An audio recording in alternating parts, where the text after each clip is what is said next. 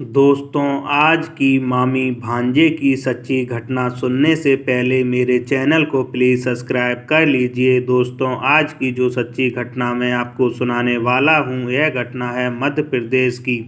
मध्य प्रदेश में एक ज़िला पड़ता है इंदौर। इंदौर ज़िले में एक थाना पड़ता है द्वारकापुरी। द्वारकापुरी थाने के अंतर्गत एक इलाका आता है विदुर नगर, और इसी विदुर नगर में एक परिवार रहता था जिसमें पति रोहन, जिसकी उम्र 40 साल थी। रोहन की पत्नी का नाम पूजा।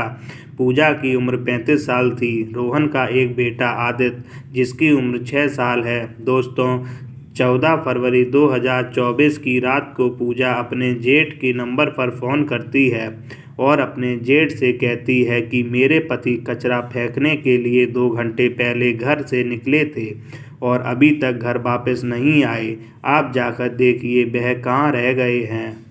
पूजा इस तरह की बातें जैसे अपने जेठ शिवम से कहती है। शिवम अपने भाई को ढूंढने के लिए अपने 2 पड़ोसियों को लेकर घर से बाहर निकलता है। तमाम जगहों पर जाकर के ढूंढता है, लेकिन रोहन का कहीं कुछ पता नहीं चलता है। इसलिए शिवम घर वापस आ जाता है, लेकिन अगली सुबह तक भी जब रोहन घर वापस नहीं आता तो शिवम फिर से अपने भाई को ढूंढने के लिए निकलता है। लेकिन जैसे ही अपने इलाके के अहीर खेड़ी पुलिया के पास पहुंचता है, एक व्यक्ति शिवम से कहता कि पुलिया के पास एक व्यक्ति का एक्सीडेंट हुआ है। जैसे ही एक्सीडेंट के बारे में बताता है, शिवम भी घटना स्थल पर पहुंचता है, लेकिन जैसे ही उस मरने वाले व्यक्ति को देखता है, देख के रोने लगता है। रोते हुए लोगों से कहता है कि यह और कोई नहीं बल्कि मेरा ही छोटा भाई रोहन है। इधर इस बात की जानकारी जब रोहन की पत्नी और बच्चे को जब मालूम होती है, वो दोनों भी घटना स्थल पर पहुंचते हैं। लेकिन जैसे ही रोहन को मृत अवस्था में देखते हैं तो रोने लगते हैं। साथ ही साथ इस बात की जानकारी नज़दीकी थाने में दी जाती है। इधर पुलिस को जैसे ही सूचना मिलती है, पुलिस अपने टीम के साथ घटनास्थल पर पहुंचती है और सबसे पहले डेड बॉडी को चेक करती है तो मालूम चलता है कि रोहन के सर पर एक काफ़ी गहरा घाव था। उसके सर में धूल मिट्टी भी लगा हुआ था। रोहन की स्कूटी भी बगल में पड़ी हुई थी और उसका चप्पल भी वहीं पर मौजूद था। मोबाइल भी वहीं पर गिरा पड़ा था, लेकिन मोबाइल स्विच ऑफ हो चुका था। पुलिस सारी चीज़ों को बरामद करती है और साथ ही साथ की डेड बॉडी को अपने कब्जे में लेकर पोस्टमार्टम के लिए भेज देती है और रोहन के भाई और पत्नी से कहती कि शायद रोहन का रात के वक्त एक्सीडेंट हो गया है। लेकिन जैसे ही एक दिन का समय गुजरता है, अगले दिन जब रोहन की पोस्टमार्टम रिपोर्ट आती है, उस रिपोर्ट में एक बड़ा चौंकाने वाला खुलासा होता है। पोस्टमार्टम रिपोर्ट में बताया जाता है कि रोहन के सर में जो घाव की चोट है, वह एक्सीडेंट की वजह से नहीं है। उसके सर पर किसी भारी चीज़ से वार किया गया है। दरअसल रोहन के शरीर पर उस घाव के अलावा और कोई भी चोट या घाव का निशान नहीं था, जिससे पोस्टमार्टम रिपोर्ट में बताया जाता कि रोहन की एक्सीडेंट की वजह से मौत नहीं हुई है, कि उसकी हत्या की गई है। हत्या की पुष्टि जैसे हो जाती है, पुलिस अब इस केस को काफ़ी सीरियस तरीके से लेती है। पुलिस अब इस केस को छानबीन करते हुए रोहन के घर पर जाती है और उसकी पत्नी पूजा से पूछताछ करती है। पुलिस पूजा से पूछती है, क्या तुम्हें किसी पर शक है कि तुम्हारे पति की हत्या कौन कर सकता है? क्या तुम्हारा किसी के साथ में कोई दुश्मनी है? इस पर पूजा पुलिस वालों को जवाब देती है कि साहब, हम लोग बेहद गरीब परिवार से हैं, हमारा भला किसी के साथ क्या दुश्मनी हो सकती है। इस आस पड़ोस के कई लोगों से पूछताछ करती है, पर इसके बावजूद भी पुलिस के हाथ कोई सबूत नहीं मिलता है। पुलिस फिर से पूजा के घर पर आती है और पूजा से पूछताछ करती है कि तुम्हारे पति का एक्सीडेंट नहीं हुआ है बल्कि उसकी हत्या हुई है, तो फिर तुम्हारे पति की डेड बॉडी पुलिया के पास कैसे पहुंची? यह सारी बात जब रोहन का 6 साल का बेटा आदित्य सुनता है। आदित्य पुलिस वालों से कहता है कि मेरे पिता की रात में ही हत्या कर दी गई है। इस तरह की बातें कहता है। पुलिस को भी पूरा यकीन हो जाता है कि रोहन की हत्या किसी और ने नहीं बल्कि उसके अपनों ने ही की है। इसलिए पुलिस रोहन की पत्नी पूजा के मोबाइल नंबर का कॉल डिटेल्स निकालती है। कॉल डिटेल को जब चेक करती है तो मालूम चलता है कि पूजा पिछले 6 महीने से एक नंबर पर लगातार बातचीत करते आ रही थी। घटना वाले दिन भी पूजा ने उस नंबर पर बातचीत की थी। पुलिस जब उस नंबर का डिटेल निकालती है तो मालूम चलता है कि वह नंबर किसी मंजीत के नाम पर रजिस्टर्ड है। मंजीत, जिसकी उम्र लगभग 22 साल, जो राजस्थान का रहने वाला है। दरअसल यह मंजीत कोई और नहीं बल्कि रोहन का ही सगा भांजा है।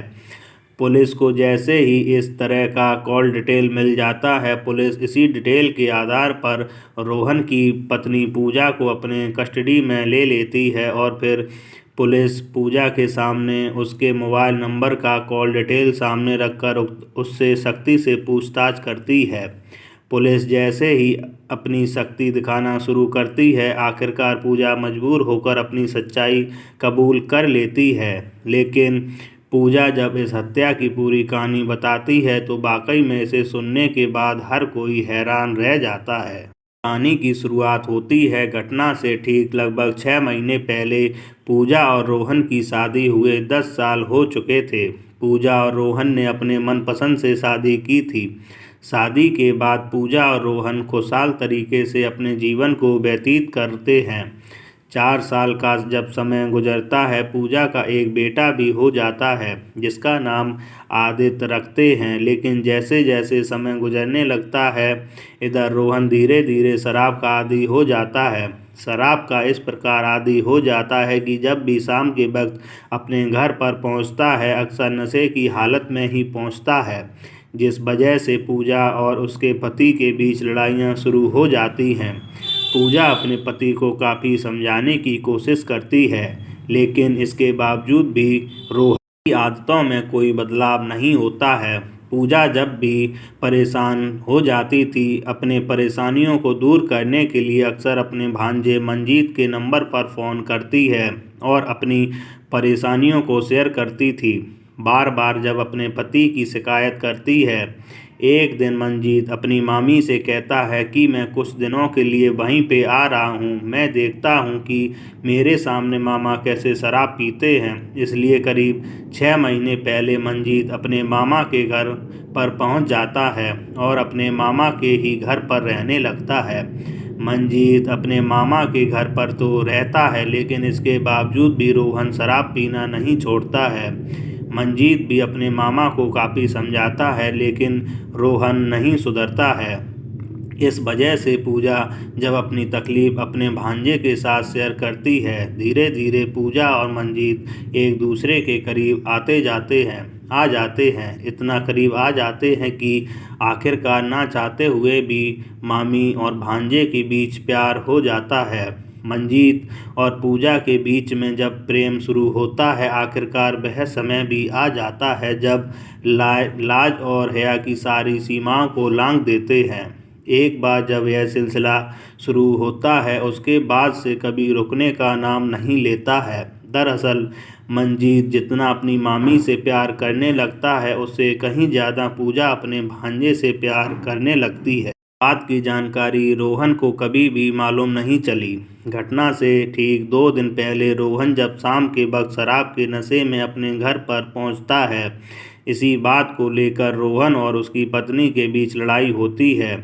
उसी दिन रोहन अपनी पत्नी की बुरी तरह से पिटाई कर देता है। इस पिटाई से पूजा इस प्रकार से तंग आ जाती है कि उसी रात को ही अपने भांजे के नंबर पर फ़ोन करती है और कहती है, तुम क्या मुझे प्यार करते हो कि तुम्हारे रहते हुए मुझे हमेशा मार खानी पड़ती है, और इस तरह की बातें कहती है। इस पर मंजीत डायलॉग मारते हुए अपनी मामी से कहता है कि अगर मामा ने तुम्हारे ऊपर दोबारा कभी हाथ उठा दिया तो मैं उसे हमेशा के लिए इस दुनिया से हटा दूंगा। जैसे इस तरह की डायलॉग मारता है, मामी मंजीत को जवाब देते हुए कहती है कि क्या तुम चाहते हो कि मैं दोबारा पिटने के लिए इंतज़ार करूं? अगर वाकई में तुम मेरे पति को इस दुनिया से हटाना चाहते हो तो अभी के अभी हमेशा के लिए इसे इस दुनिया से हटा दो। मंजीत भी अपनी मामी के प्यार में इस प्रकार से अंधा हो चुका था कि अपने मामा को ही दुनिया से हटाने के लिए तैयार हो जाता है। उसके बाद से पूजा और मंजीत दोनों मिलकर के रोहन को इस दुनिया से हटाने का एक षड्यंत्र बनाते हैं।